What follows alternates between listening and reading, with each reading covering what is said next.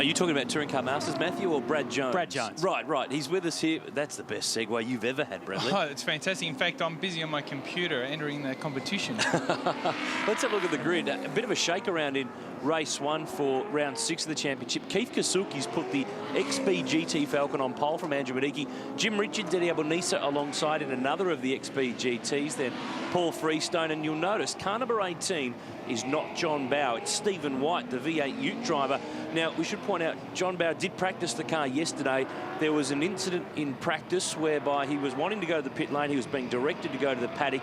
He disobeyed an official. The official was struck by the car. The lady is okay. John's apologised, but the officials have excluded him from the weekend. So points leader coming in, the guy who's won more races this year than anybody else. The real potential here is for Jim Richards, who's third on the grid, to make up serious ground, and we have a championship on our hands for the last 2 rounds. Well, that's one thing. It's going to certainly tighten it up, and Richo's qualified in P3, and he is it's a tough circuit for him, though. Very horsepower orientated, Sandown, so we'll have to see how it rolls.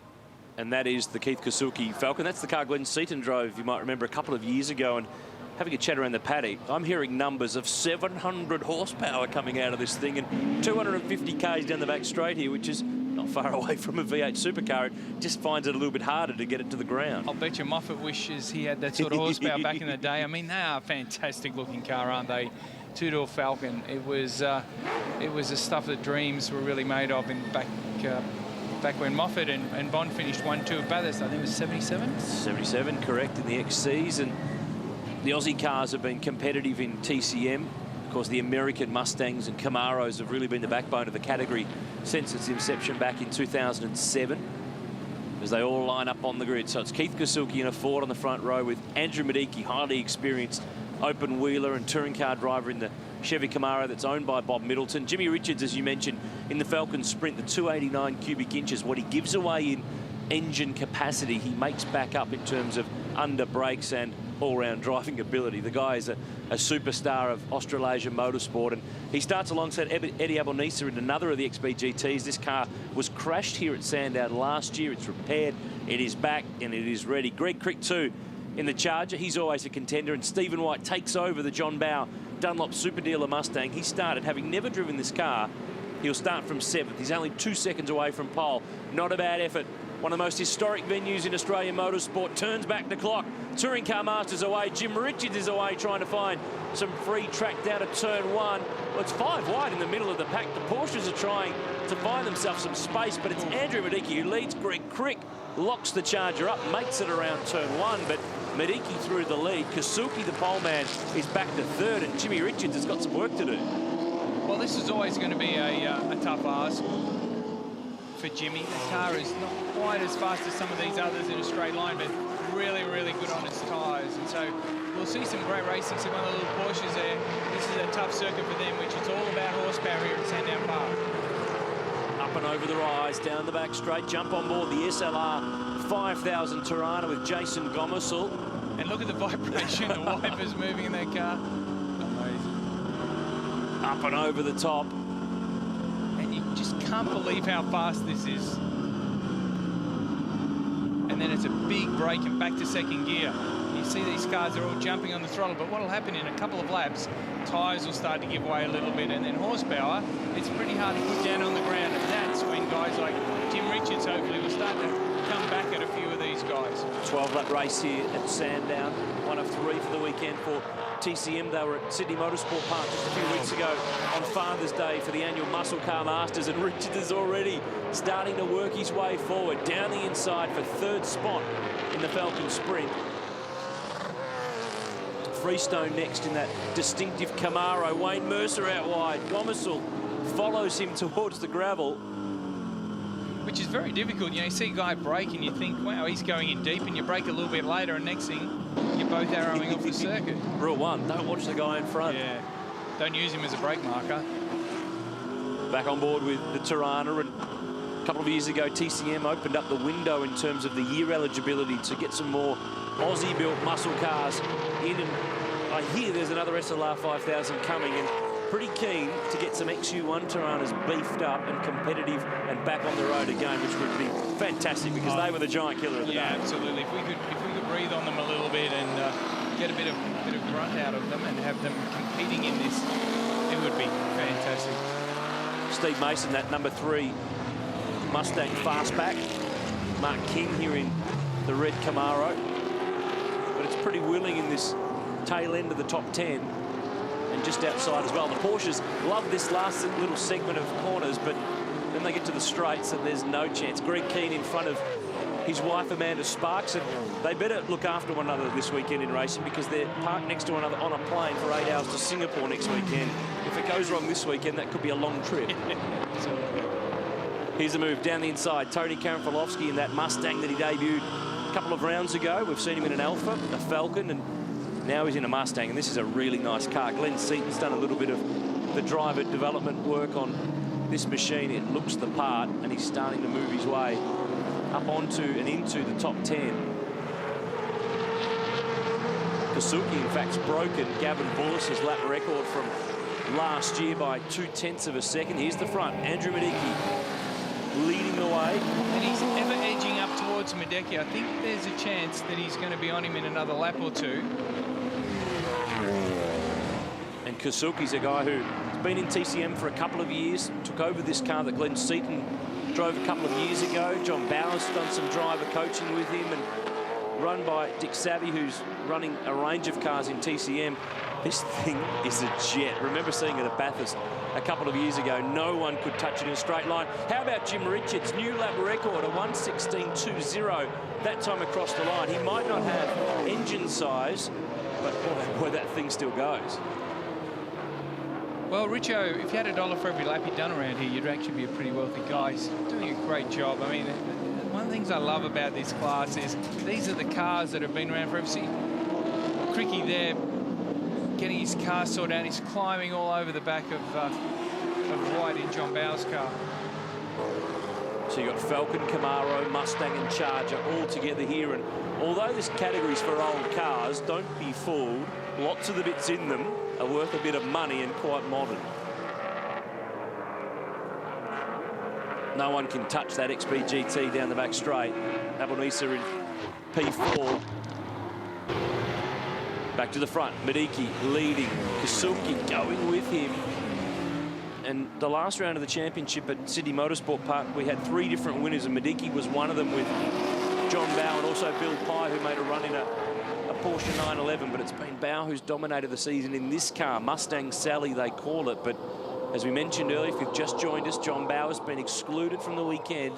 Stephen White is taking over this car and will run it for the weekend. How about the flames from the Charger? Mopar goes okay. Man, someone needs to tell Cricky how expensive fuel is, and they can tune that up a bit so it's not burning all that excess fuel that's running out the exhaust. Hey, Richard is catching here. He's taken another couple of sets. Stephen White goes off at turn 1, doesn't make it any further, gets to the grass and will rejoin.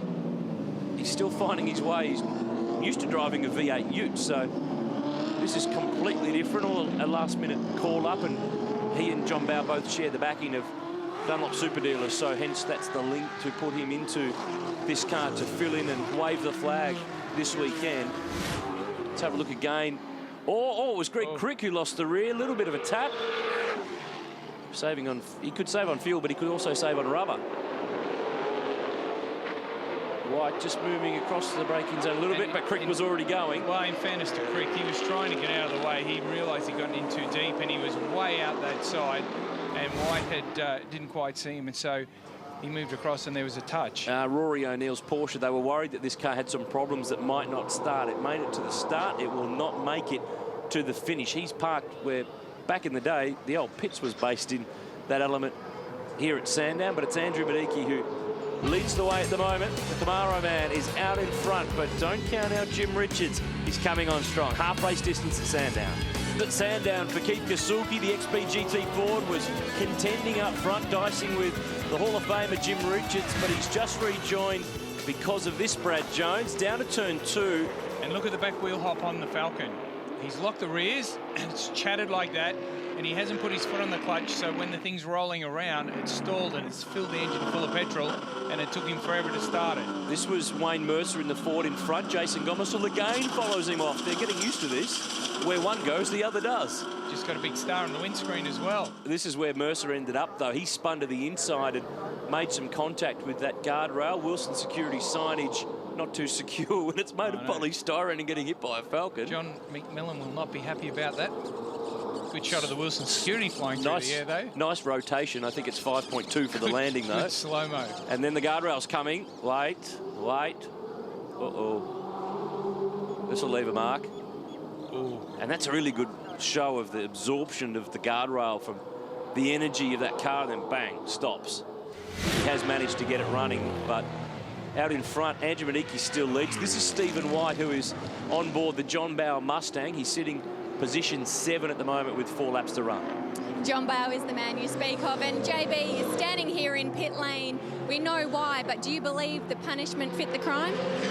Oh, I mean, I always try and play things with a straight bat, and I was in the wrong. So, although I was quite upset last night about it all, you know, the main thing is that Leslie, who's the girl I ran over a foot, she's okay, and you know, if you do the crime, you do the time. So that's what I'm doing. Although I've got to say, watching this, it's much more nerve-wracking than driving it. You're dancing on your toes here. No, I know. It's like sending your firstborn to a first swimming carnival or something. You know, it's really, really quite jittery. Thanks, JB. Thank you. And while JB was jittery, Greg Crick was off the road. The Chargers managed to resume, so a few of them have been caught out today, Bradley. Well, he's had a few braking problems, and that's back in the usual area. Lock the rears, as we see he's spearing backwards off the road.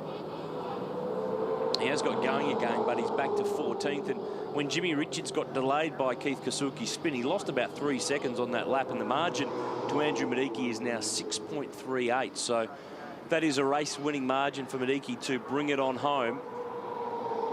As Crick ends up parked down at turn 1. Here's Stephen White, who is filling in for John Bowe this weekend. Tony Karamfilovsky up in front, so the Mustangs run 5 and 6. Mark King next in the queue from Jason Gomersall. Steve Mason 9th, but he's the leader in the pro sports category in terms of the championship points. 2 classes in TCM, the outright cars for over 5.1 litres, Class B for up to 5 litres. But really, Brad, when you're at Sandown, if you're in this category and you don't have a V8, it's going to be a long afternoon. Yeah, exactly. That's exactly right. It is. Back with Jason Gomersall in the SLR 5000 Tirana. Mark King in front, yep. And in the V8 supercars, those curbs we just had a look at, the guys, I mean, they stay off that inside one there, but they use a lot of curb. But it's not so easy to do in one of these cars. These are a bit different. Back in the day, they didn't, you know, have the suspension quite as strong, and they didn't have them bump steered quite so well, so they were a bit harsh. Quicky's given it away. I'd say he's had a big enough scare twice with that lock into the rear brake, and he'd be explaining to his mechanic exactly what the problem is there, I should think. Sounds like that's been shut down. Great car, and they're still developing it and bringing it along, but it's the really tried and true performers that continue to perform in TCM. And hey, I did a bit of a sweep at the pit lane this weekend. I'm hearing there's a Chev Monza that's going to be prepared for this series. That's something a bit different. Yeah, that'd be great, wouldn't it? That'd shake them up a little bit. Something different. We like different. Oh, Eddie Abel-Nisa here losing a spot. Karamfilovsky's down the inside, so this new Mustang is moving forward. And while we talked of new cars, Bill Pye's got a new Camaro coming along. Gavin Bullis, the former TCM champions, coming back with his Mustang. That should be back for the next round at Bathurst. And of course, TCM will round out their championship at Phillip Island in November. So I can't wait to see these cars down at the island. But we're on the penultimate lap here in race 1, round 6 of TCM at Sandown. It's all about the Fords here at the moment. Falcons, Mustangs. But up front, it's a GM product with Andrew Mediki at the helm. His margin's 9.9 seconds, Brad. He's got this one pretty much under control. But Stephen White, just a reminder, JB still owns this car. Don't ding it. Yeah, be on the radio.